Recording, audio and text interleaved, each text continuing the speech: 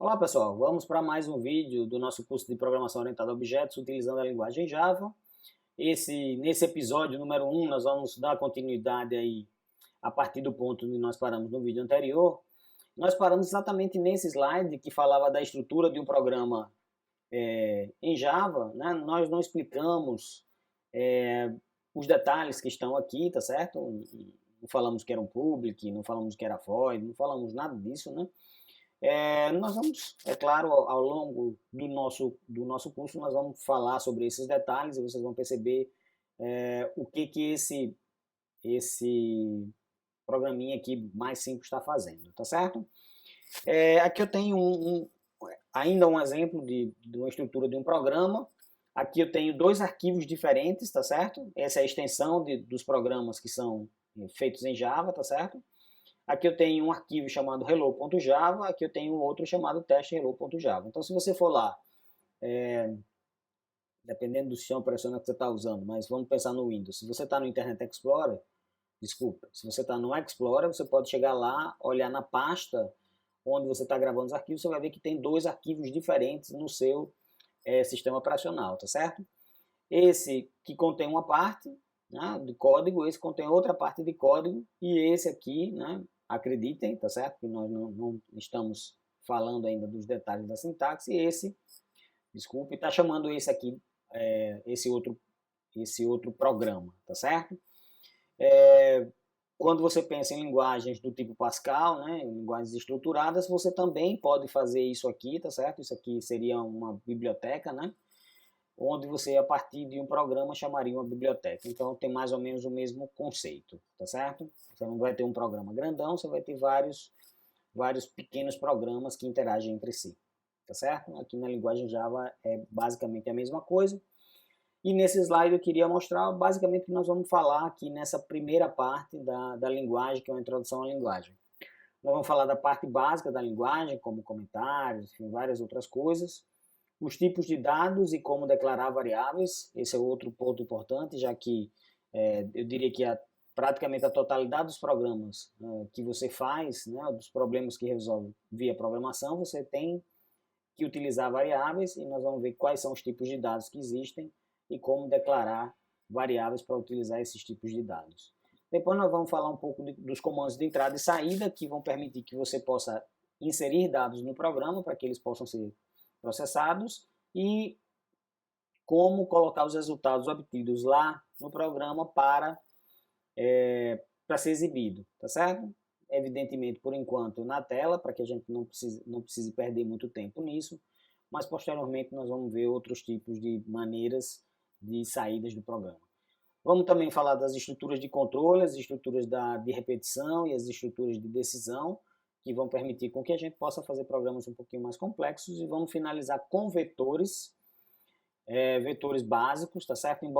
Embora na linguagem Java não existam vetores básicos, já que eles são objetos, mas vamos chamar de vetores, e existem estruturas de dados que já estão prontos, como lista, como pilha, como fila, enfim, estruturas mais complexas de armazenamento de dados, tá certo? Vamos utilizar os vetores de uma forma mais básica, ok? Começando aí essa parte, né, da parte básica da linguagem, existem os comentários em Java, que são feitos de três maneiras para essa linguagem. Ou eu coloco, como mostrado nesse primeiro item aqui, barra barra e o comentário até o final da linha, que é o que está até no exemplo, tá certo? Então eu coloco barra barra e a partir daí tudo que está naquela linha será comentário. Ou eu posso fazer um comentário de múltiplas linhas, onde eu coloco barra asterisco no início e asterisco barra no fim, que vai permitir que eu consiga, digamos, ter um pouco mais de espaço para fazer o comentário. Comentários são elementos importantes dentro dos programas, né, que permitem indicar para terceiros como você pensou na resolução daquele problema. E um terceiro elemento de comentário é o barra asterisco asterisco, que é o comentário de documentação. Isso é muito utilizado para que a gente possa gerar o que a gente chama de JavaDoc. O JavaDoc é um conjunto de páginas HTML que é gerado de forma automática que indica, por exemplo, quais são os parâmetros de um determinado método, qual o valor de retorno, o que, que ele faz. Você consegue explicitar isso de uma forma bastante simples, né, através de comentários, e gerar essas páginas para que você possa utilizar. O Javadoc é muito utilizado, tá certo? Porque muitas vezes você vai ter que utilizar classes que já estão prontas e quer saber o que, que elas fazem ou como fazer determinada ação, tá certo? Chamando um determinado método, enfim, o que, que ele vai retornar. Isso tudo está através de comentários feitos no próprio código. Isso é muito bacana. Então, quando isso é de longe não mais como esse primeiro, mas isso, à medida que a gente for andando no curso, vocês vão ver que a gente vai ter que fazer alguns aí. Não ter que fazer, que isso não é uma obrigação, né? Mas é importante, né, como um reflexo da sua maturidade, do seu crescimento profissional na hora que você está fazendo os programas. Né? Você não faz programas para você faz programas para outras pessoas também. Isso nós estamos falando do mundo profissional, tá? No mundo acadêmico, realmente os programas são seus, mas de qualquer forma você pode ajudar seu professor, né, colocando os comentários lá para dizer o que você estava imaginando. Bom, passando aqui ainda na parte básica da linguagem, nós temos blocos, que são elementos extremamente utilizados nas linguagens de programação, que definem um conjunto de comandos que vão pertencer a uma estrutura, tá certo? Então você tem, por exemplo, uma estrutura de repetição, como é o nosso exemplo aí do slide, e você quer que um conjunto de instruções façam parte daquela repetição. Então você faz isso através dos blocos. Em Pascal, é a utilização do begin-end, tá certo? Se você fez em C, né, a sua programação estruturada, você vai estar acostumado com as chaves, porque já herdou do C a utilização dos blocos utilizando chaves. Então tem o início do bloco com o início de chaves, né, abre chaves, e o fim do bloco com o fecha chaves para finalizar. Então, nesse exemplo, esses comandos que estão aqui dentro desse bloco, já que aqui é o início e aqui é o fim, fazem parte dessa estrutura de repetição aqui. Importante, tá certo? Para quem fez Pascal, begin-end. Para quem fez C, já está acostumado com as chaves. Ok? Qualquer dúvida, pessoal, é só deixar um comentário aí, né? Que eu vou responder assim que possível, ou então manda um e-mail, né? No meu primeiro vídeo tem lá o meu e-mail, é mmenendez@gmail, mas é mais fácil você fazer um comentário aí no próprio post do vídeo, ok? Não se esqueça de deixar sua dúvida. Outro ponto importante aí da parte básica são identificadores, muito utilizados em todas as linguagens, tá? E em Java, como qualquer outra linguagem, eles são usados para que a gente possa nomear os elementos, variáveis, métodos, até pacotes, enfim. Você tem vários elementos que você tem que nomear, tá certo? Essa nomeação tem que começar com letras ou o símbolo de underscore, o sublinhado, ou o símbolo de cifrão. E depois pode vir um conjunto de caracteres também aí que podem incluir também dígitos. Então você pode ter, por exemplo, nome 1, que seria o nome de uma variável. O 1 faz parte, porque inclusive contém dígitos. Um detalhe importante dos identificadores em Java é que eles são case sensitives, diferente, por exemplo, do Pascal. Se você botar tudo maiúsculo, tudo minúsculo, para ele é a mesma variável. Em Java são diferentes, então se você coloca nome, por exemplo, numa variável maiúscula, vai ser diferente de você colocar nome minúsculo ou até nome com a primeira maiúscula. São todas diferentes. Então a gente tem que ter um pouquinho esse cuidado, tá certo? Para a gente não se confundir, certo? Cases sensitivos os identificadores.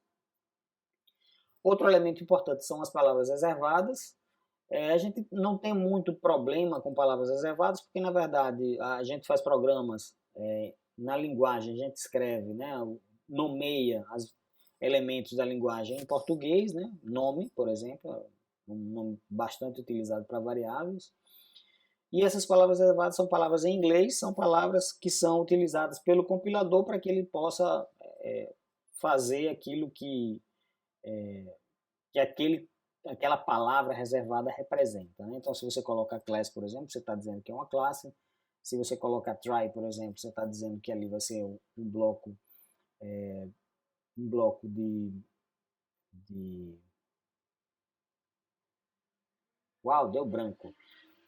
Try catch, né? É para você fazer um tratamento de exceção. Realmente deu branco agora.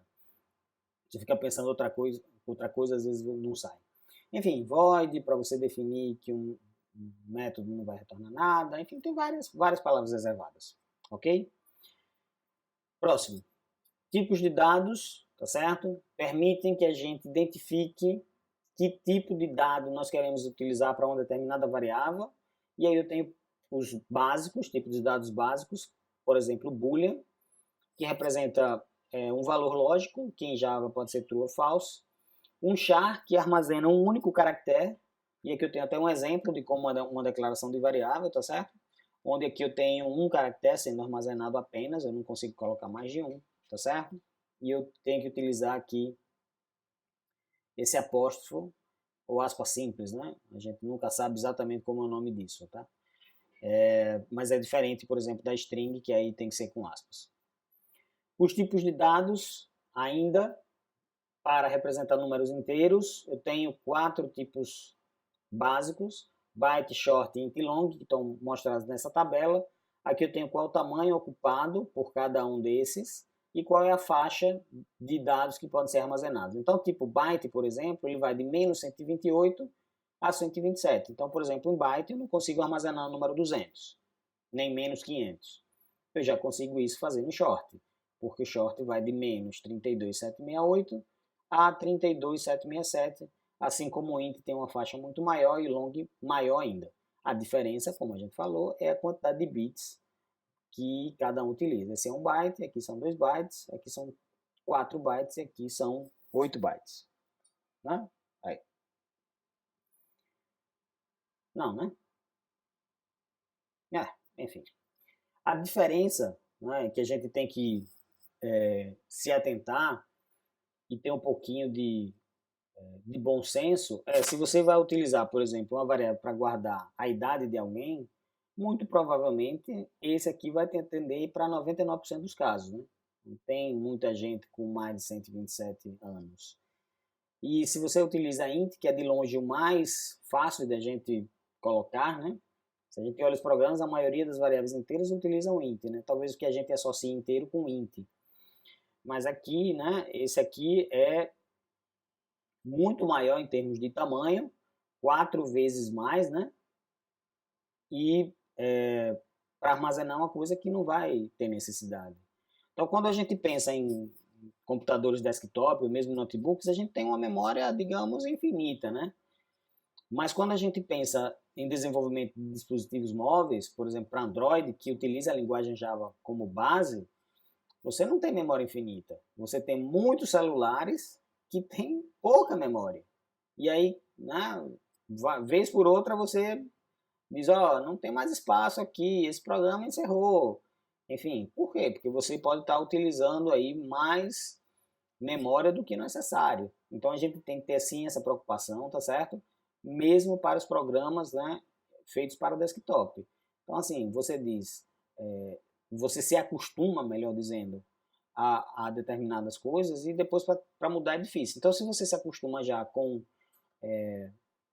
observando, né, o tipo de dados correto, fica muito mais fácil depois, tá certo? Ainda nos tipos inteiros, queria falar um pouquinho da representação, né?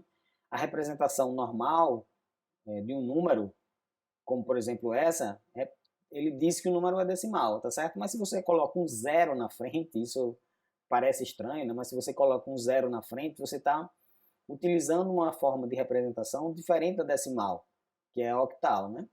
Que são utilizados números de 0 a 7, tá certo? Então esse cara não é 77 decimal, não é de 77 nosso, é um 077, é um número octal, tá certo? Então você pode fazer a transformação até para ver quanto é 077 em decimal, mas não é 77.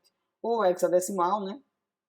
Você coloca 0x e depois aí vem o número, né, em hexadecimal, né, lembrando que hexadecimal contém letras. Contém não, pode conter, né, as letras. Que representam números hexadecimais. Um outro ponto importante é que se você utiliza a letra L na representação decimal, você está indicando que o tipo daquele dado que você está colocando é long, tá certo? Por default não é.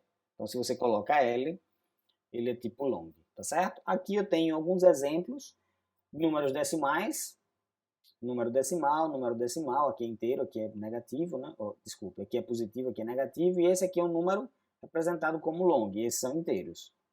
Os octais, com 0 na frente, tá certo? Veja que não tem nenhum aqui, nenhum número que tenha 8 ou 9, porque ele só vai até 7. E aqui eu tenho hexadecimais, onde eu posso ter A, B, C, D, né, até F, né? São 16, né? Ok? Então, eu vou parar o vídeo por aqui, né? Nos tipos de dados, é claro que nós temos ainda tipos de dados para números reais, né? Nós vamos ver no próximo vídeo. E tipos strings, tá certo? Que é o que vem aí a seguir, tá certo?